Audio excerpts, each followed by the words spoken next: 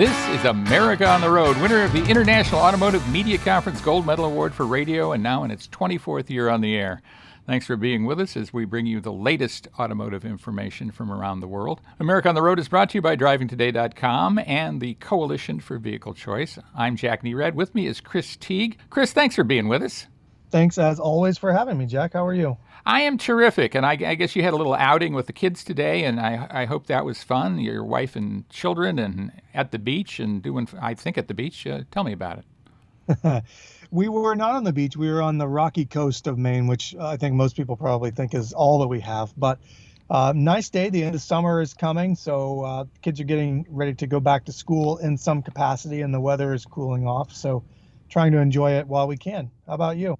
Yeah, are you getting a little hint of fall? I mean, oddly, the trees in front of my house, and I'm on the West Coast, think it's fall, and some of the leaves are falling already. You know, it's August. What's happening? Yeah, we're getting there. Last week we were close to being in the 90s, and this week we have barely cracked the 75-degree mark. It's down in the 50s overnight, so I think we're on our way there. Yeah. Well, you, of course, report for a bunch of different websites, including DrivingToday.com and Forbes.com and others. Ford Connection, is that correct? Ford Authority. Ford Authority, yeah. Is Ford Connection your arch competitor? You hate those people? Or? I don't know if they're a thing, but if they are, then definitely. Yeah, then we hate them. And I, of course, write for some of those sites, too. Of course, Driving Today and Forbes.com and AutoBytel and J.D. Power and, geez, just a bunch of places now, and it's fun to do.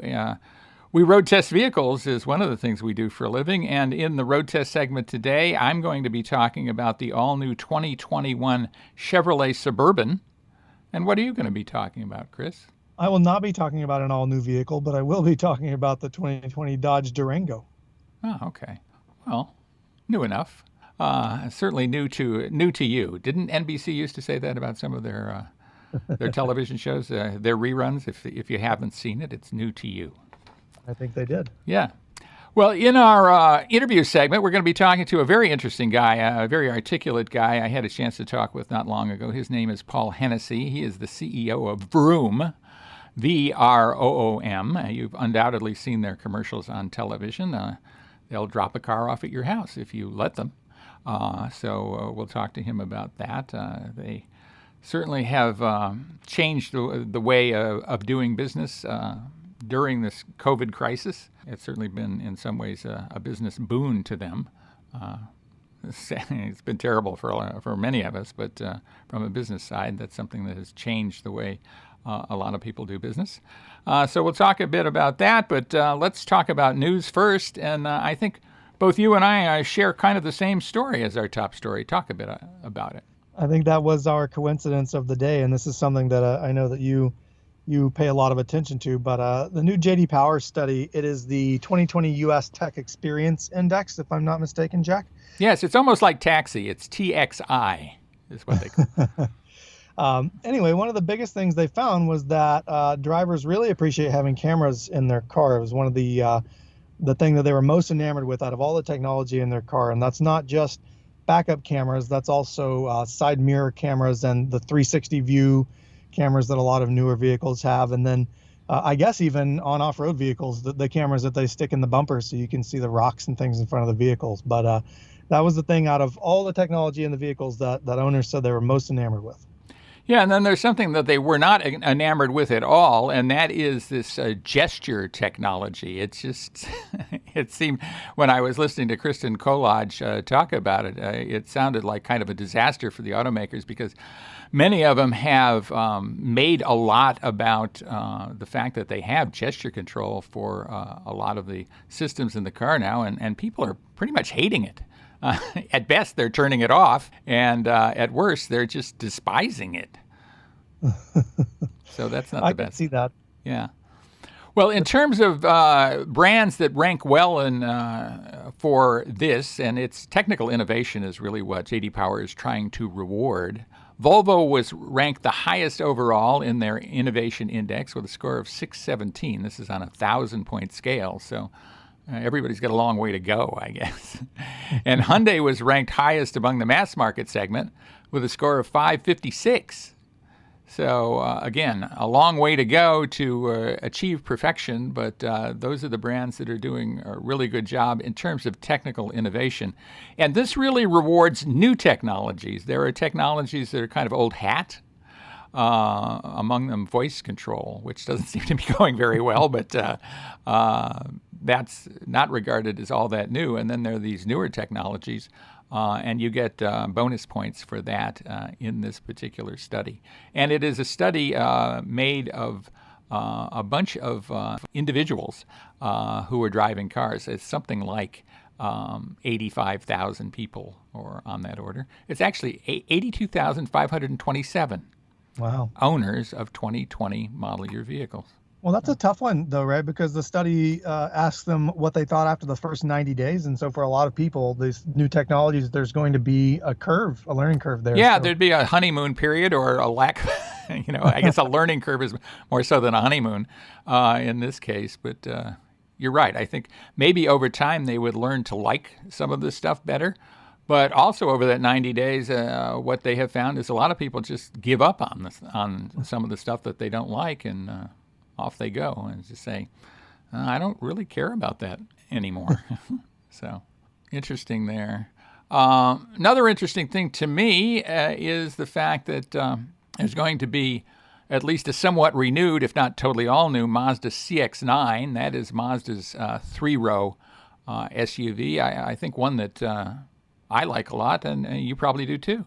I think I do too. In fact, I know I do. It was one of the first vehicles I reviewed a while back, but it's such a great driver for a larger, three-row SUV. So looking forward to seeing the next version of that. Right. They're redoing the interior. And of course, we've liked the interior for a long time. It kind of channels, I would say, Audi design, things like that. So that's going on, and we'll see. They have a new Carbon Edition model. Everybody's going to these Blackout Edition models in one shape or another.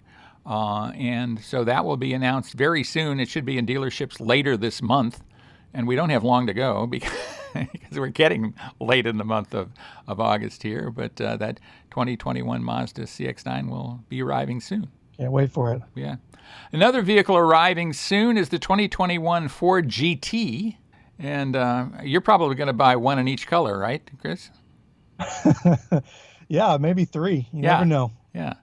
Well, it's this time around, it's a tribute to the winner of the 1966 Daytona 24-hour Continental, which I guess was a great thing. It really was a great thing. Ken Miles and Lloyd Ruby were the guys who did it. Ken Miles, of course, immortalized in the recent Ford versus Ferrari movie. Lloyd Ruby was a stock car racer, interestingly enough, who was also involved in endurance racing. So that was interesting and raced for Ford. And this car will kind of echo that car in some ways, kind of in color and kind of in shape. And we'll see it sooner, and it'll cost probably a lot more than that race car cost in race trim to race there at Daytona in the 24-hour race when it did in 1966. When you were a glimmer in your parents' eyes, perhaps your parents weren't even born in 1966, right, Chris? I think you're probably close. They might have been right around then. Wow. So there you go. Well, in any case, that is the news, and when we come back, we will be doing road testing, and again, the 2021 Chevrolet Suburban, and remind us of the vehicle you're road testing, Chris. The 2020 Dodge Durango. The Dodge Durango. Yeah, I like saying that. I'm not sure why, but I like saying that, and I actually like driving it. There's a lot to like about the Dodge Durango, actually, but we'll tell you more about that in the next segment, so stay with us. With Chris Teague, this is Jack Nerad with you. We're glad you're with us, and stay with us as we come back on America on the Road. Welcome back, everybody, to America on the Road with Chris Teague. Jack Nerad back with you. Road test time here on America on the Road. We live to drive cars. We live to drive and drive to live, and we're happy to do that. And interesting vehicles we believe we have for you, although hardly race cars this time around. We're talking about somewhat massive, one more massive than the other, three-row vehicles. I was driving the all-new, and that's something that you don't say about the Chevy Suburban all the time, but it is all new for 2021, and a lot of tech changes to it. And then you were driving the Dodge Durango, which is not exactly all new, but has a lot to say about it and a lot to be liked about it. At least I think so. Why don't you tell me what you think, Chris? Absolutely. I think we'll see a new one, I think, in a couple of years, and we'll see a Hellcat variant of the Durango next year in a very limited run. But I was driving the 2020 more mainstream Dodge Durango. However, we were talking about them not being race cars, Jack. I did test the SRT model. So this is the hottest version currently available. It's 6.4 liter V8. That's 392 cubic inches, and they make sure that you know that with big red numbers on the side of the car. It's 475 horsepower, 470 pound-feet of torque. I believe it does 0 to 60 somewhere around 5 seconds. It definitely feels that fast from the driver's seat, from the bum in the seat feel. I will say that I wouldn't call you a bum. You might call yourself that, but I don't know. Trying to keep it family friendly. Yes. But so I've driven the Durango GT was the one I drove before this. I've driven 3 different 2020 variants, and I can say that they're all very comfortable. This 3-row, the 3rd row is fully usable. I could probably ride back there as a 6-foot-tall man. My children definitely had no problem fitting in the way back, as they like to call it. And then the center row, the 2nd row, is captain's chairs, which makes it a lot easier to climb through, especially for kids. Now the drive for the SRT, it's a V8 forward vehicle, and it's very loud.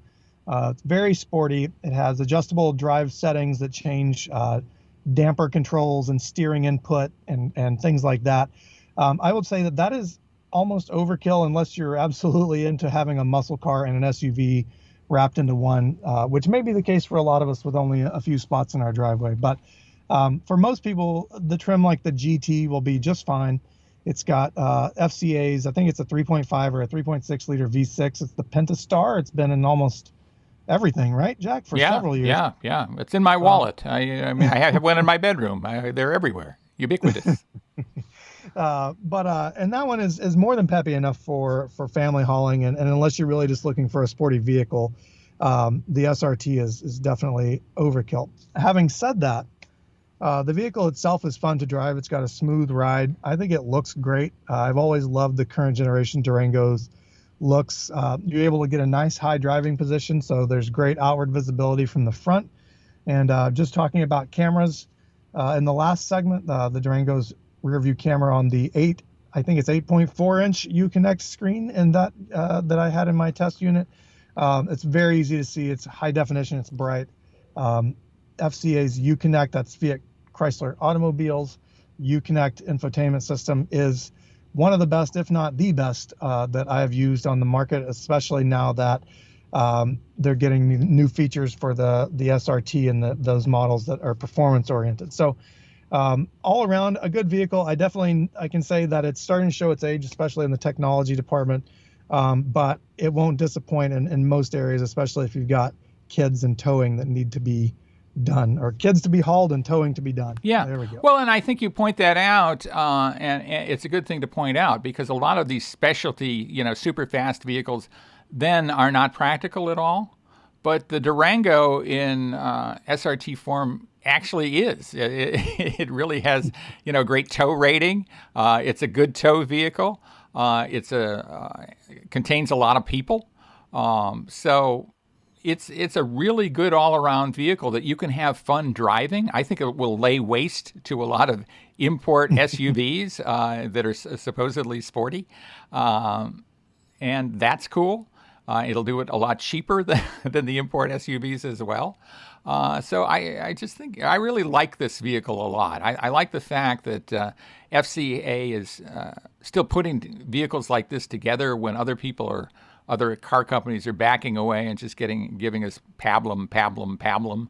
It's a fun vehicle. I think it's terrific, and the fact that it's still practical and you can take a family for a vacation on it and then blow the doors off something, at the drive-in while you're doing it, not a bad thing.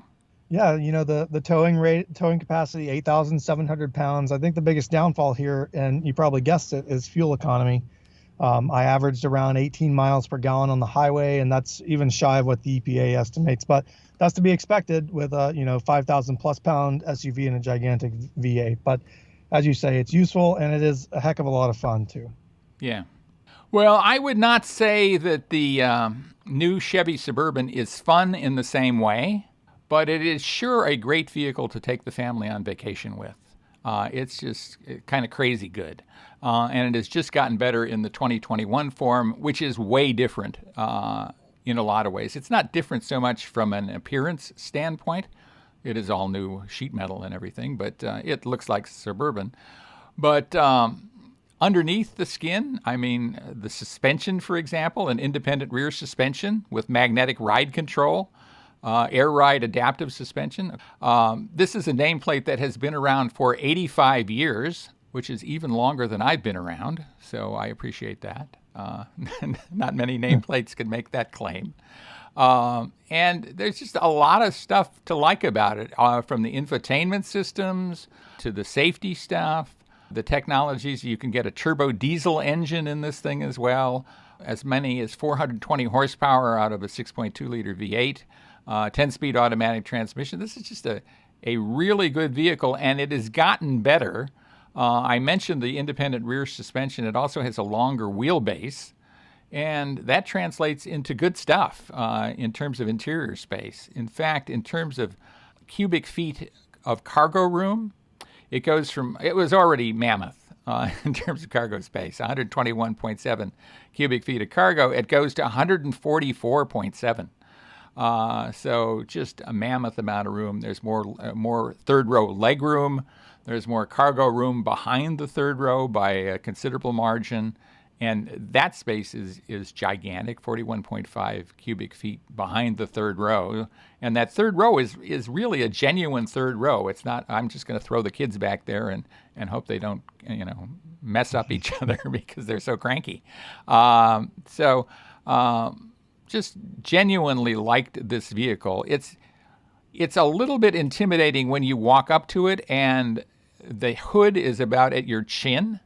And I'm not a short guy. I'm 5'11" or something. I know you brag about being 6 feet tall, but I'm not quite that tall, but I am 5'11". And when you walk up to it and your chin is coming to the hood line, you're going, how am I going to get into this thing? But then it has a step that extends out and you climb in. Of course, we had the high country version, which is nice. That is the highest version. With automatic load leveling, it'll actually stoop down to pick you up a little bit, too. It can adjust in terms of ride height up to 4 inches. So that's good. It will lower the ride height by 3/4 of an inch just to improve aerodynamics as you're driving along. So that's kind of neat. And then it has all kinds of safety equipment. It has HD rear vision camera. It has cameras everywhere. Automatic emergency braking, forward collision alert, following distance indicator, front pedestrian braking. When it sees a front pedestrian, it brakes, for example. Rear park assist, which is good. And it has hitch guidance, so you can hook up your trailer a lot easier. I like the high country. In some ways, maybe the high country badging on the side of the flanks of the thing are a little over the top. I mean, they're like a foot tall. It's kind of amazing for badges on a car, and it has sill plates and seat embroidery and some color and trim choices that are specific to the high country. It features the 6.2-liter V8 engine, and magnetic ride control is standard, so that's great. 22-inch wheels with chrome inserts, and then it has all the safety stuff: rear pedestrian alert, head-up display, surround vision to help you park, because it's kind of like parking a super tanker. But, this is a vehicle that is light on its feet for being almost as big as a school bus. So it's a vehicle I liked a lot. I think I agree with you. I haven't driven the 2021 yet, but I drove a 2020 model with the magnetic ride control, and I think that they did a wonderful job at hiding the kind of truck bones of the Suburban. And the interior at that point, and correct me if I'm wrong, for 2021, it was a step behind the Ford Expedition in quality, but it was extremely comfortable. I love GM or Chevy's infotainment system. I think it's colorful, it's neat, it's easy to use. So I can't wait to get behind the wheel of the 2021. Right. Well, I think you'll like it, and I only had it for a day, so I would like to take a family vacation in it, and I probably never actually leave the truck. There's a swimming pool in there somewhere. I can do some sunning, read a novel, and do all that stuff while in the Suburban. So that's going on, and when we come back, we will take listener questions. Beware. So be ready for that. We'd like to have your listener questions, and we'll cover that when we come back with Chris Teague. This is Jack Nerad with you on America on the Road. Welcome back, everybody, to America on the Road with Chris Teague. Jack Nerad back with you, and it is question and answer time right here on America on the Road.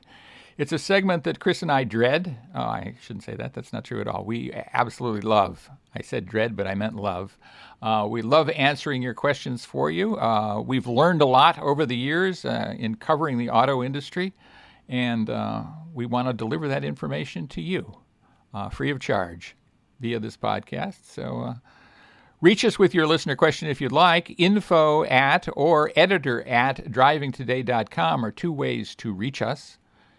Editor at drivingtoday.com, maybe the best one. And Chris, what is a listener question you have for us today? I have a softball for you today, Jack, I hope. It's one of the ones... I hope so too.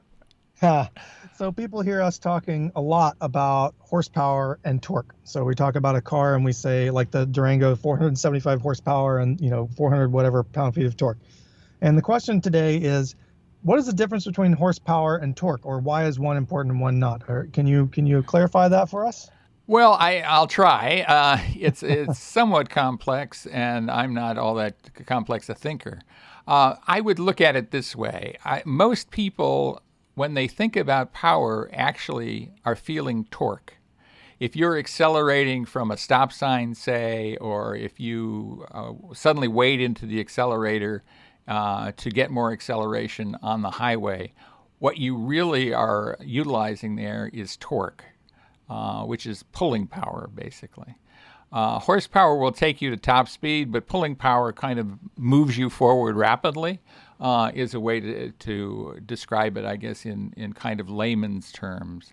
There are scientific definitions of those things, but actually that's what it's about. And so when a related topic to that is the flat torque curve that we're always touting, because it's a great thing. When torque is pretty even throughout the rev range of the car, it used to be that engines were very peaky in terms of torque. They might have a lot of peak torque at a particular RPM, but they only achieved that at a very narrow range on the rev band. And today, especially with turbocharging, and that's one of the benefits of this low-pressure turbocharging that we're seeing, is the torque band can be very wide and about equal across many different RPM ranges. And so does that help at all? It does, absolutely. Good. Well, I hope it helps the listener. I guess we can't ask them too easily, right now, whether that helped or not. Yeah, them more than me. And I hope that helped. That was the answer to our listener question. Again, we'd love to take your listener questions, so reach us at editor at drivingtoday.com. Of course, Driving Today is our sister website to America on the Road. And stay with us, everybody. We will be right back with an interview with Paul Hennessy. He is the CEO of Vroom, the used car dealer that will deliver cars to you practically wherever you are. Kind of like, Postmates will deliver food to you. They'll deliver a car. So we'll talk to him about that. They really changed the retailing model for used cars, and very innovative. So stay with us for that interview with Paul, with Chris Teague. This is Jack Nerad, and we're so glad you're with us right here on America on the Road.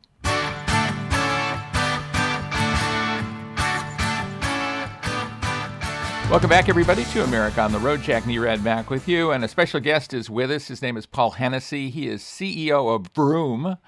It's kind of hard to say for me. I don't know why. You probably say Vroom all the time, and you say it well, but it's a V-R-O-O-M, Vroom. You've seen it advertised on TV, certainly. And Paul, thanks so much for being with us. We do appreciate it. Thank you, Jack. Appreciate being here. Setting the stage, why don't you tell our listeners, they've undoubtedly seen your ads, they probably have some sense of what you do, but why don't you give our listeners an idea of exactly what Vroom is and what it does? Sure. I think the best way to think about Vroom is a innovative e-commerce company that fundamentally gives buyers and sellers of used vehicles a better way to execute. So it's fundamentally a better way to buy and a better way to sell. And we do that by offering, great selection, great pricing, and, easy transaction, a frictionless e-commerce transaction, and then kind of finish that off with an unbelievable driveway experience, which of course is now more important than ever, contact free. Right. And so really the way to think about it is everything that you could possibly do in a dealership, both on the buy side and the sell side, without ever having to go to a dealership again. Right. Well, I mean, your ads depict a vehicle being delivered to a very happy person, getting that vehicle, and rightly so. I mean, it's always great to get a new car. Talk a bit about that experience and how you got there, how you decided this is the way you wanted to approach this portion of the business. Yeah, I think the underlying issue for customers has been just a level of dissatisfaction with the current dealership model, and by that I mean there's often asymmetrical information. Customers walk in, at a disadvantage. There's a lack of transparency on pricing, and then when it comes to the world of e-commerce these days, everyone is leaning towards having things brought directly to them in an on-demand world. And so what Vroom has done is really assemble all of those things: transparency in pricing, great selection, great delivery, and then tailor that to the world that we live in, which is reach into your phone, reach into your pocket, pull out your phone, and do the entire transaction, from your couch. We bring all of those features together so that the customer can have, a great driveway experience. So it's really just taking all the friction out of the traditional model, all of the frustration out of the traditional model, bringing it online, and then satisfying the customers again through a contact-free delivery. Right. Let's talk a bit about pricing and how you go about that. Certainly, one of the difficulties with consumers and the traditional dealer experience is the negotiation factor. They're uncomfortable largely negotiating. They're never sure whether they got a good deal or not. Even when they've consummated the deal, oftentimes there's buyer remorse. How do you address that at Vroom? Yeah, it's a great question, Jack. And honestly, negotiation is actually a big dissatisfier for customers, to the point that you made. Even if they end up negotiating, they walk away still wondering if they got a great deal. And so what Vroom does is we've assembled world-class data scientists to understand all of the data that's available in the marketplace. That helps us buy better, so we actually can afford to get the right cars at the right price. And when we price them for customers, again, they're competitively priced. Because we know exactly what that car's value is. So rather than try to make a few extra dollars out of a customer and then create an environment where the customer feels the need to negotiate, we just make it a no haggle environment. But you have to do that by giving customers great pricing, and that's what Vroom does. So when customers can get a great price, and by the way, they know that because there are other places that they can search and compare. When Vroom delivers a great price, then they don't feel the need to negotiate. Right. And that negotiation factor is a tough one for so many people, and taking that out of the equation, and at the same time giving the people the sense that they're getting a very good price is just good business all the way around. It makes sense. That's right. Let's talk a bit about selection. There's a lot of vehicles on the market, about something like, well, I guess last year 17 million new cars were sold, maybe 45 million or so used vehicles were sold. That's a little more nebulous figure. Tell us about Vroom's ability to give selection to the visitor. Sure. Well, again, I'll speak to two key points. If you think about the traditional used car dealership, what they have on their lot is fundamentally based on what has walked onto their lot and what have they purchased from consumers via maybe a trade or something like that. So customers have to go from lot to lot to lot to find what they're looking for, and that's obviously a difficult and very time-consuming process. With Vroom, again, we've got nationwide data, so we understand what are the most popular cars that customers are buying, by the way, by price classification. And then what we do is we go out and secure those cars, again, at attractive pricing, so that you've got a full end-to-end selection, whether it's low-price cars, middle-tier price cars, or, when I say cars, I mean all vehicles, trucks. And so we've got the gamut. And so customers don't have to go from place to place to place. They can start with one single website at vroom.com and then find what they're looking for. And so I think that by harnessing that, it's time efficient. And because we're showing cars that we know are in high demand, consumers don't have to look very far, because it's almost like we're reading their minds, because we use data to inform which cars we should have in our selection. How do you acquire most of your inventory? Do you get them in trade? Do you buy cars from individuals? Do you go to auctions? What manners do you use to get your inventory? Yeah, and again, as a nationwide e-commerce company, the answer is yes, yes, and yes to all of those. We've got obviously we take trade-ins from other consumers as they're maybe upgrading a vehicle or changing out a vehicle. So trade is a key chunk of our business. We also buy cars directly from consumers. Consumers can come to our website. Give us a VIN or a license plate, answer a few questions, and we'll give them a real-time appraisal on that vehicle. They love that, as you might expect. Again, there's no negotiation, and it's not a price range. It's actually a guaranteed offer, so customers can choose to select that offer. Of course, they can shop it. We give them time to shop it if they like. What we find is they shop it and then come back and say, "Hey, that's a great price for my vehicle. I'll sell it that way." We buy from OEMs and traditional cars that are coming off of lease, for instance. So we go upper funnel there, and then whatever we don't get from consumers or through trade-ins or from OEM transactions, then of course there's a large auction business, and we fill in our business with cars at auction. So it's a full suite of sources to acquire our selection. Do you have inventory across the country in multiple locations, or how do you go about, it's a big country, as you well know, having to service it. How do you go about doing that?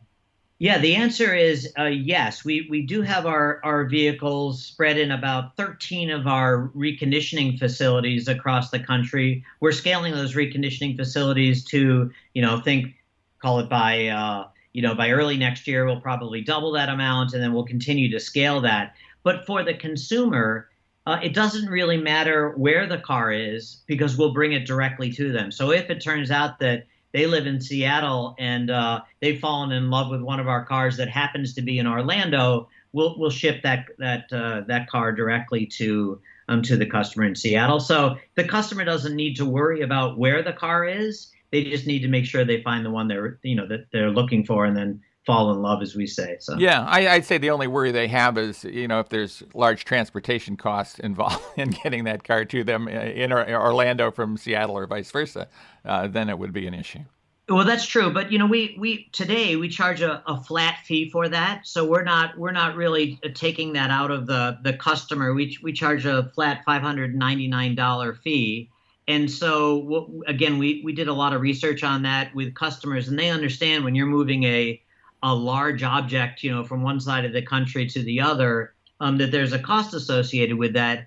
And by the way, even in the new car industry, as you know well, there's a delivery charge that consumers are paying, even if they're buying it directly from a dealership. It's kind of in that entire bundle of. Yeah, and a lot of times that destination charge is over $1,000. Sometimes $1,200, something like that. Yeah. Yeah, you know that well. So we haven't found. And by the way, here's the other thing: because we offer financing and many of our customers finance, they can roll that charge directly into their monthly payments. And honestly, that has not been a blocker for our customers or a dissatisfier.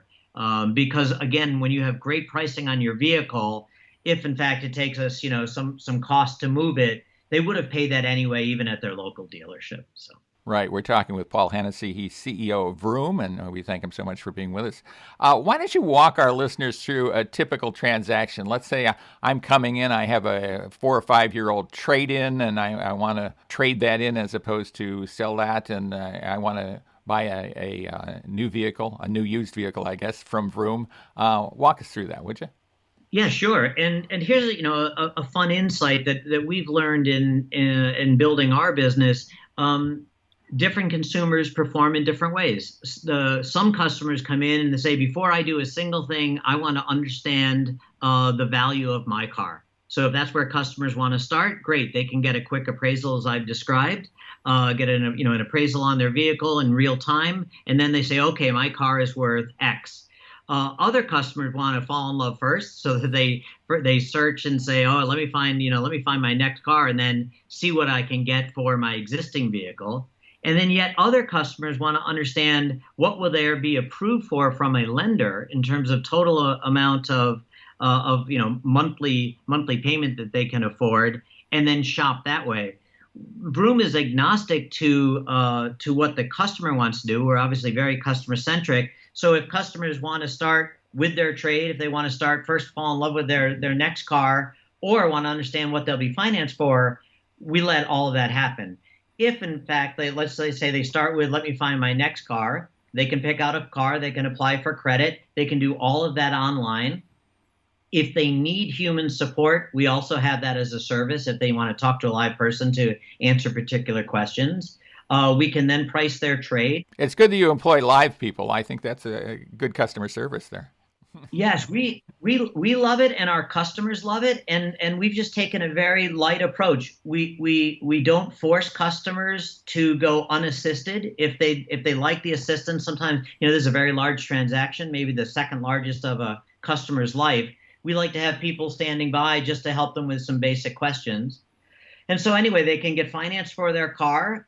They can add on warranty extension if they like. They can add on, wheel and tire insurance, whatever the customers are looking for. They can do that all online or with a human assist. We'll price their trade, and then they can do the entire transaction. And then what we'll do is finish, what we call the final reconditioning on their car. Make sure that the car is spit shined and gassed and ready to go, and then we'll put it on a truck and deliver it directly to the customer's home or work, whatever they choose. Right. And how does you consummate the transaction right there? Do you do it electronically on the spot, or have you already done that? How does that work out? Yeah, it's fantastic. We can price loans. We do all of that in transaction, so the customers don't really have to wait. It's really at the customer pacing. So if the customers want to spend a lot of time shopping, spend a couple days shopping, maybe get their partner on board, but when they're ready to pull the trigger, it's a really quick transaction. It's minutes to complete the transaction, and then of course, depending on where they live, it's a couple of days to ship the car to them. Right.